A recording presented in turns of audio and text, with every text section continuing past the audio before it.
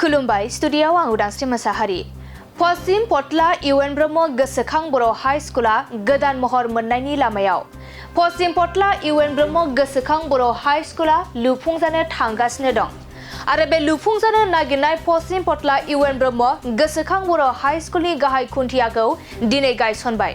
बे गाहाय खुन्थियाखौ गायसननानै होयो आसाम आयेन आफादनि बुंथिगिरि बिस्वजित दैमारिया।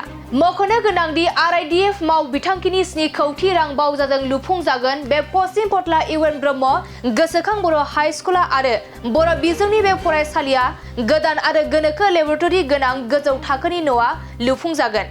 थारैनो ओनसोलनि रायजो राजाफोरा दिनै गाहाय खुन्थिया गायसननायाव गोजोननाय फोरमायदों। दिनैनि बे गाहाय खुन्थिया गायसननाय गोथार बुब्लियाव बिटिआरनि एम दावबायसा बर'आबो बाहागो लायो। बर' बिजोंनि फरायसालि बड'फा उपेन्द्रनाथ ब्रह्मनि गोसोखां गोजौ फरायसालि बे फरायसालियाव दिनै जों 7 कौटि रांनि मोनसे गोदान स्कुल बिल्डिं गायसनदों।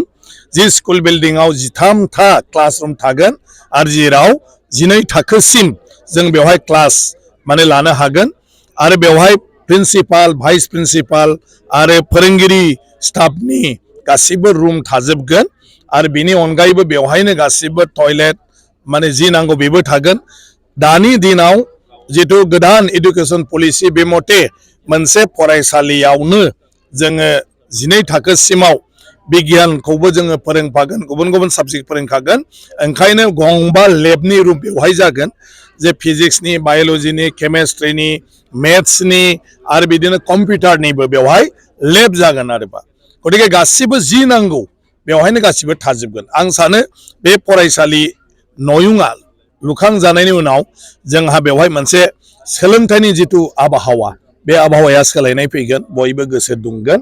आं सानो जे खालि दा जोंनि बिमा बिफाया गावबा गावनि फिसाखौ माब्रैहाय मोजां खालामनो, माब्रैहाय गोरों खालामनो, माब्रैहाय बायदिसिना लाइनाव फरायहोनो बेखौ साननानै जुदि गाव गावनो नांस्थाबलाङोब्ला बे फरायसालिनि गेजेरजोंनो बे ओनसोलनि फरायसा फरायसुलिया डक्टर इन्जिनियारजों लोगोसे जोंहा एडमिनिस्ट्रेटिभ अफिसारफोरबो जाहैजोबनो हागोन। बे जोंनि नाजानायनि सायाव।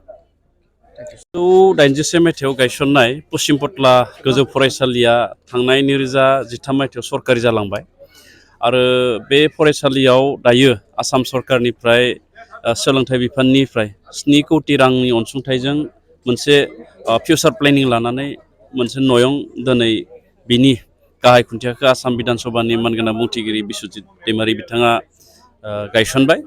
बे ओनसोलनि थाखाय बियो जोबोद गोग्गाथाव बाथ्रा आरो बे पश्चिम पटला हाई स्कुला गायसनजेननायनिफ्रायनो गोबां ओनसोलनि सोलोंथाइ जौगाहोनायाव बिफाव महर लादों आरो जों मिजिंथिदों बे फरायसालिया जाहाथे हायार सेकेन्डारिसिम आपग्रेड जायो। मानो होनना बुङोब्ला बे खाथि खाला जोंनियाव हायार सेकेन्डारि गैया, हरै डिमाकुसिया गोजान, भेरगावआबो गोजान। दा बेखायनो बे ओनसोलाव हायार सेकेन्डारिनि खोब गोनांथि जादों। बे इयुननि समाव जाहाथे हायार सेकेन्डारि जायो आं बेखौ मिजिंथिदों आरो बे फरायसालिनि गासैबो फरायसुला फरायसुलिनि बिगोमा, फोरोंगुरु लोगोसे बे ओनसोलनि मेलेमजिबि बिथांमोना जाहाथे बे पश्चिम पटला हाई स्कुलखौ मोजाङै मोजां सोलोंथाइनि जि थासारि, सोलोंथाइनि जि एनभायरनमेन्ट बेखौ मोजाङै मोजां दानानै होयो आं बेखौ खावलायदों आरो बे फोरोंगुरु बिथांमोनखौबो खावलायदों मोजाङै जाहाथे क्लास खालामो। मानो होनना बुङोब्ला कमप्लिटलि गामियारि ओनसोल बियो, कमप्लिटलि रुरेल एरिया। गामियारि ओनसोलाव गोबां जेंना थायो, जों बेखौ बयबो मिथिगौ। दा बेखायनो गामिनि रायजो राजाफोरजों थाफानानै बिगोमाफोरखौ लाफानानै जाहाथे सोलोंथाइखौ आवगायहोलाङो आं बेखौनो बे समाव मिजिंथियो।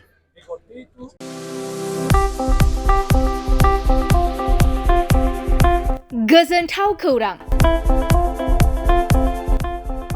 क'क्राझार सहरनि खोदोमथलायाव थानाय physiotherapy clinic and rehabilitation सेन्टारा struck बेरामजों भुगिनांनाय सुबुंफोरनि थाखाय मोनसे गोजोनथाव खौरां लाना फैदों। स्ट्रक बेराम जानाय सुबुंफोरखौ मोजां फाहामथाय होनो हानायनि सुबिदा होगासिनो दं क'क्राझार सहरनि खोदोमथलायाव थानाय फिजिअथेरापि क्लिनिक एन्ड रिहाबिलिटेसन सेन्टारा।